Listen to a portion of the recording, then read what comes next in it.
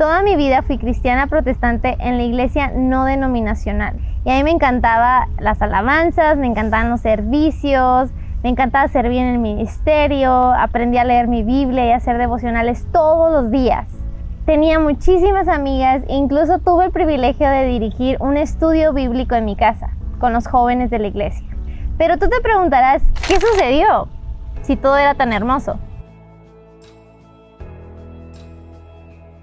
Descubrí que la Biblia es un libro católico.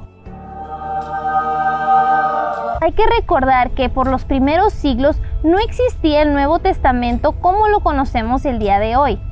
Fue hasta el siglo III cuando el Papa San Dámaso I, un papa católico, decidió, después de varios concilios, los 27 libros que pertenecerían a nuestro Nuevo Testamento. Si confiamos en la decisión tan importante que tomó la Iglesia Católica por medio del Papa San Dámaso I, nuestro Nuevo Testamento, ¿por qué no confiamos en las demás doctrinas de la Iglesia Católica? La Iglesia Católica fue la encargada de recopilar todas las cartas y todos los libros que se habían escrito y ellos decidieron qué cartas sí y qué cartas no irían en el Nuevo Testamento. Con todo esto, yo me di cuenta que la Biblia es un libro católico, porque fue la Iglesia Católica quien decidió cómo sería el Nuevo Testamento. Fue un shock grandísimo conocer a Ignacio de Antioquía. Dice la Biblia en Hechos 11:26, fue en Antioquía donde los discípulos por primera vez recibieron el nombre de cristianos. Ignacio de Antioquía fue el discípulo de Juan, el discípulo amado. Conoció a Pablo y Pedro lo nombró obispo de Antioquía. Cuando investigué acerca de Ignacio de Antioquía, fue él quien le llamó a la iglesia de cristianos católica, que significa universal. Fue Ignacio de Antioquía quien le llamó a la presencia real de Cristo en el pan Eucaristía, que significa acción de gracias. Cuando yo descubrí que Ignacio de Antioquía, el discípulo de Juan, el discípulo amado de Jesús, había nombrado a la primera iglesia de cristianos católica y había nombrado al cuerpo de Cristo Eucaristía, fue un shock grandísimo porque me di cuenta que los primeros cristianos eran católicos. Cuando investigué más acerca de los primeros cristianos conocidos como los padres de la fe, me di cuenta que ellos creían firmemente en la presencia real de Cristo en el pan y el vino. Ellos no lo veían como un símbolo o como una representación. Ellos creían firmemente en el bautismo de infantes. Ellos también escribían y creían cosas maravillosas acerca de María, la madre de Jesús. Ahora, si estos primeros cristianos conocieron a los discípulos de Jesús, a Juan, a Pablo, a Pedro, ¿ellos estaban más ignorantes que los cristianos de hoy en día? ¿Será que ellos no entendían bien el Evangelio o la palabra de Dios?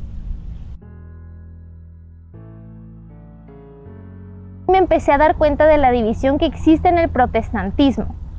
Existen muchas iglesias, una en cada esquina, que predican distinto con la misma Biblia.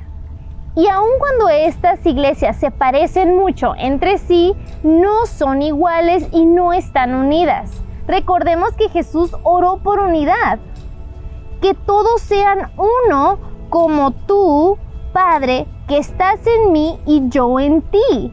Así alcanzarán la perfección de la unidad.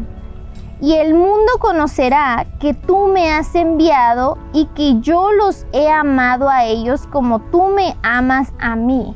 Muchos pastores dicen que tuvieron el llamado de Dios para plantar una iglesia en una ciudad cuando ya hay muchísimas iglesias plantadas, como si no se pudieran unir para crear algo juntos.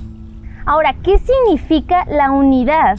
Pablo dice: les ruego, hermanos, en nombre de Cristo Jesús, nuestro Señor, que se pongan todos de acuerdo y terminen con las divisiones, que encuentren un mismo modo de pensar y los mismos criterios.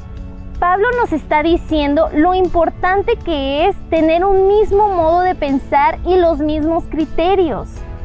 Tristemente vemos que en el protestantismo el cristianismo se divide y cada pastor o cada iglesia tiene diferentes criterios acerca de la vida y de la Biblia.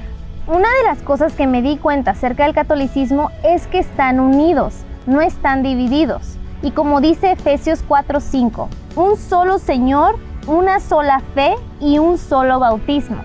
Se mantienen unidos. Y a pesar de que haya diferentes opiniones o diferentes ideas, la Iglesia Católica trata de mantener la unidad por medio de concilios y de acuerdos para que toda la Iglesia sea guiada en un mismo pensar y en un mismo criterio, como decía Pablo en Corintios. Yo me aferré, y así a lo mejor tú también, a que solamente creamos lo que está escrito en nuestra Biblia. Y a lo mejor puedes estar diciendo, como yo dije una vez, a mí no me importa todo esto, yo solo creo lo que dice mi Biblia. Pues yo me sorprendí bastante de encontrar todas las respuestas a mis objeciones en mi Biblia protestante, acerca de María, la idolatría, la autoridad y jerarquía de la Iglesia, el bautismo de niños, la intercesión de los santos, la confesión. Muchísimas objeciones las pude contestar con mi Biblia protestante. Así que en los siguientes videos voy a estar hablando de cada una de esas cosas que fui descubriendo desde mi Biblia protestante. Si tienes alguna pregunta o algún comentario, déjamelo saber en los comentarios para hablar más del tema. Y nos vemos en el siguiente video.